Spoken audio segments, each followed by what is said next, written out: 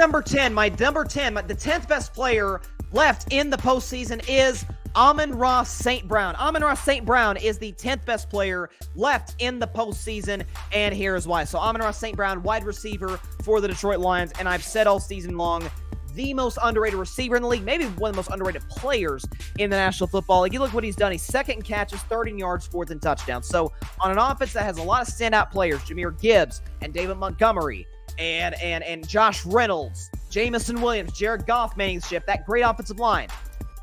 What this guy's doing is crazy town. Second in catches, again, third in yards, fourth in touchdowns. He's not only not just a number one receiver. Production says he's top 5. I don't know if I'll put him there yet, but 6, 7, can we put him there? I mean, I get the quarterback plays better, but receiver, we knew that coming in is a very dependent position. Lately, he's been more productive than guys I love. Devontae Adams, DeAndre Hopkins. Again, I get his quarterback's way better than their two, but still, that factors in the equation as well. So what Amon-Ra St. Brown has done, they drafted him in the 4th round in 2021. Again, Brad Holmes, home run. I talked about Brad Holmes on the show on Monday. Home run draft picks over the last couple of years since he took the job. And there's no question, their last few years since he took the job. And Amon-Ra St. Brown might be the headline guy along with Aiden Hutchinson. Amon-Ra St. Brown, the 10th best player left in the postseason. At number 9 to the defending champions, Kansas City Chiefs, it is Chris Jones, the 9th best player left in the postseason, and here's why. So Chris Jones, obviously defensive tackle for the Kansas City Chiefs. We saw what this Chiefs defense looked like against, ironically, a team I just talked about, the Lions, back in week 1. They missed Chris Jones. The Lions put together a big-time drive in the first half and a game-winning drive at the end. And we always know with those great defensive linemen, not only is the interior guys, but those great defensive linemen that when you need them the most, it's come go get the quarterback when the game's on the line, when they're trying to go make a play and try and set them back behind the line of scrimmage or behind the sticks. In general, Chris Jones has done that. He made probably the most underrated play of divisional weekend last week where he pushed, and Deion Dawkins is an elite offensive lineman. Chris Jones literally pushed Deion Dawkins into Josh Allen, where he missed Shakir. Now, Josh Allen missed Stephon Diggs coming across the field, but he had Shakir open, and he pushed Deion Dawkins, Chris Jones did, into Josh Allen, which forced an errant throw. He was amazing last year in the AFC title game, sacking Burrow, making every big play the Chiefs needed him to against the Cincinnati Bengals. So you see what he's capable of on a postseason to postseason and season-to-season basis. He's going to get the bag. If it's not from Kansas City, which I think it will be, but if it's not with Kansas City, it's going to be with somebody. Chris Jones, the 9th best player left in the NFL playoffs. At number 8, going to go to the 49ers. It is Deebo Samuel, the 8th best player left in the playoffs, and here's why. So, listen, Deebo is a guy who is, among guys in this list, is the one that's least likely to play. He may play, but he didn't practice today for San Francisco. We'll see what his status is by Friday's show, and I make my predictions, because that's going to go a long way in my predictions for Niners and Lions. But listen, what can you say about Deebo? He has 12 touchdowns in the year, all-purpose, in terms of rushing and receiving, over 1,000 yards on the year. He is the ultimate offensive cheat code. I've oftentimes called him the best overall offensive player in the NFL. Heck, we've seen him throw touchdowns. I remember he threw a touchdown against the Rams not that long ago, a couple of years ago. I think in week 18 against the Rams, threw a touchdown pass to, I think it was to Juwan Jennings. So he's a productive player in virtually every aspect. He's physical. He is injury prone, a bit brittle physically, so that's a concern. We're seeing that this week. We'll see if he's able to go against the Detroit Lions. But if he is, we've seen his value. We've seen his importance. Like we've argued, who's the most valuable player on the Niners offense? Which, by the way, is the reason we should have never said Brock Purdy was MVP of the league. I digress.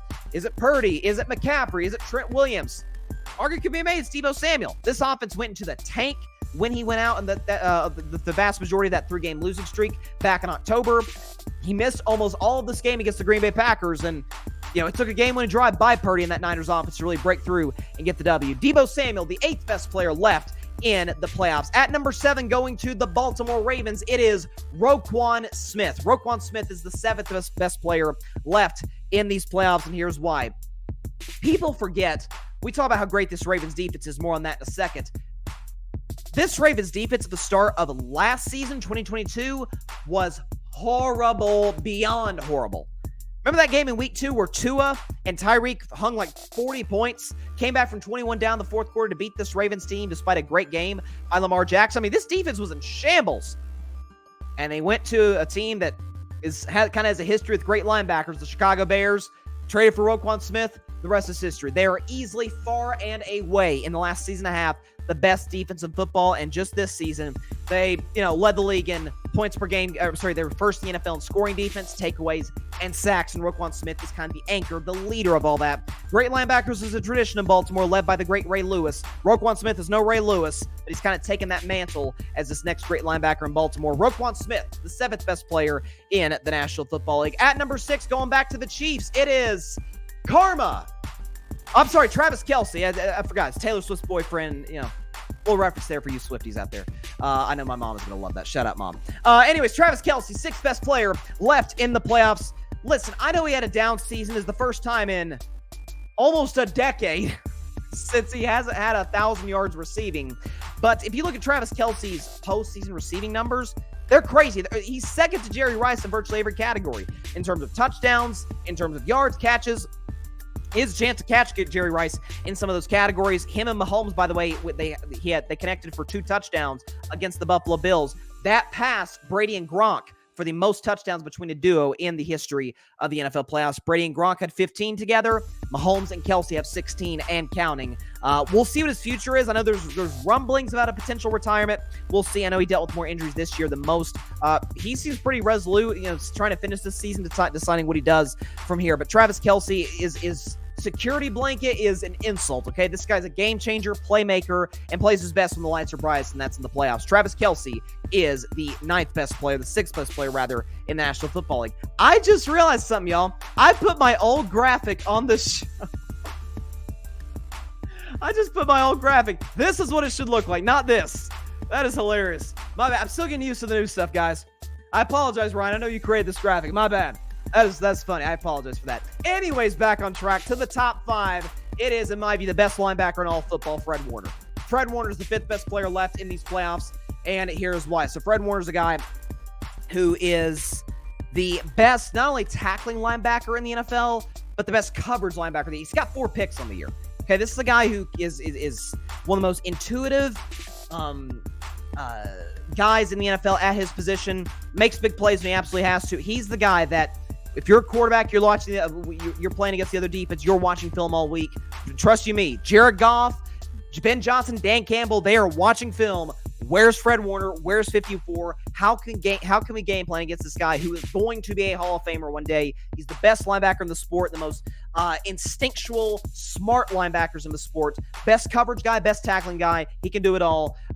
Really, honestly, he could probably be a safety, if we're being honest, with just the speed and his ability to make plays when they absolutely need to be made. Fred Warner, the 5th best player in the National Football League. Staying with this team, again, I'm telling y'all, Niners are loaded. Staying with this team at number 4, the best running back in all of football, it is Christian McCaffrey. Christian McCaffrey is the 4th best player left in these playoffs. You talk about a guy in Christian McCaffrey who led the league in rushing this year, had 2,000 yards overall, rushing and receiving, had 21 touchdowns on the year. And this isn't a situation, we've seen guys in the past, no shots here, but I remember Jamal Williams with the Lions last year had somewhere around 20 touchdowns, and Raheem Mostert similarly. It's like, some of those are at the goal line. Not saying all McCaffrey's didn't come from the goal line, but he has breakaway,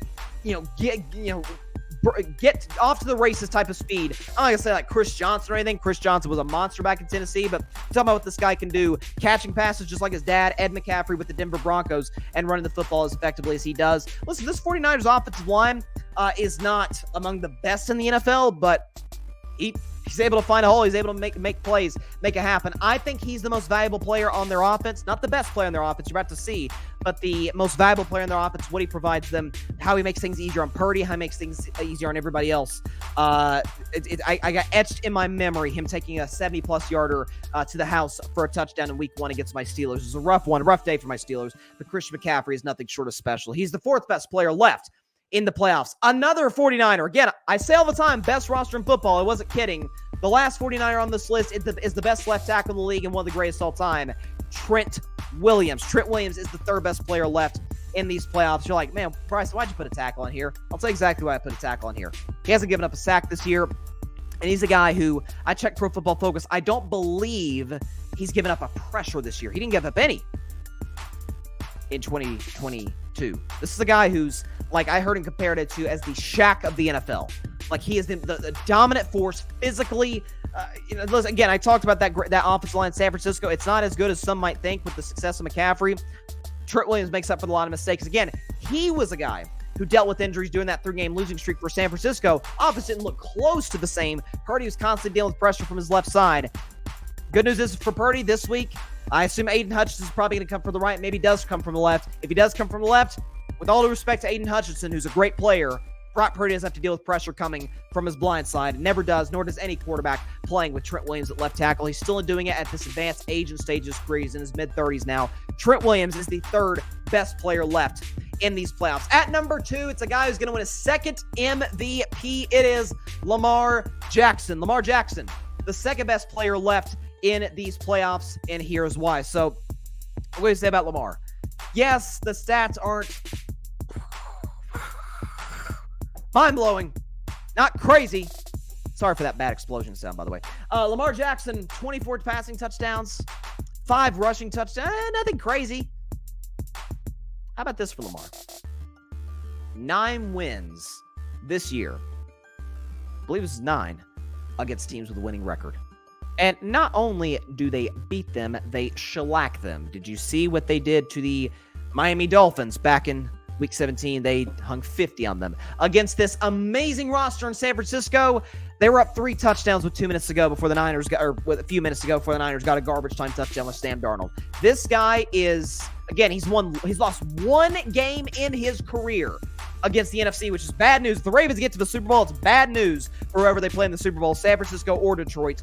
By the way, he shellacked Detroit as well this year. So we'll see what he does against Kansas City, the test that's going to provide. But what this guy, he is the hardest player, I believe, to game plan for in all football. Defensive coordinators have said that when you consider his arm, his legs, he's improved drastically as a pocket passer. Pro Football Focus has him as the #1 thrower outside the pocket. And for the record, people talking about, valuable stats. What about Purdy's stats?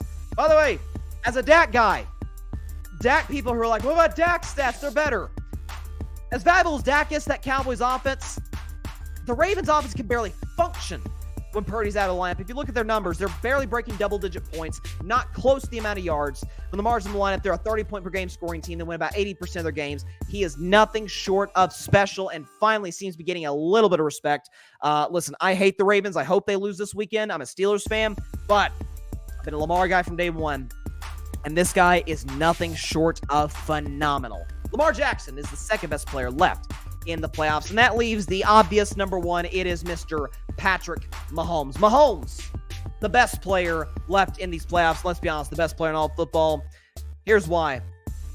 Mahomes' down season, 27 touchdowns, 14 picks. Now, the 14 picks, not great, but 27 touchdowns is the down year for Mahomes. That just goes to show you the expectation and what we expect from him on a year-to-year basis. And by the way, he's the best, not greatest. We talked about that earlier with KD. Difference between greatest and best. He's the best playoff quarterback ever we've ever seen. This is his playoff averages and resume. He's 13-3. 38 touchdowns, 7 interceptions, completes about 66.8% of his throws, 285 yards per game, and on average, a passer rating of 106. Those are obviously the record touchdown interceptions. Those are his averages in the playoffs. Oftentimes, great players were like, man, can they maintain their level of greatness in the playoffs? Or really good? Like Dak, can you put together that great run? Lamar, can he put together? Josh Allen, can he be consistent? Patrick Mahomes does not maintain his level of play in the playoffs. He gets better. Folks, again, I'll put it up one more time. That's an MVP season right there. 13-3, 38 touchdowns, 7 picks, completes mid-60s completion percentage, almost 300 yards a game, and a passer rating over 100. That is literally an MVP stat line that that Patrick Mahomes puts in the postseason. He's also first all-time in winning percentage in the playoffs. He's nothing short of special. 2 Super Bowl rings, 2 MVPs, and looking to add another Super Bowl ring. It's going to be a tough task going on the road to Baltimore. That's, I believe, right now the best team in all of football. It's going to be a tall task for Mahomes, but he's more than capable of doing it. Patrick Mahomes is the best player left in these playoffs. Thanks so much for watching the show on YouTube, and be sure to go click that big red subscribe button and check out the other clips and full shows from Carving It Up Live, as well as our other incredible content creators here on the Grid Network.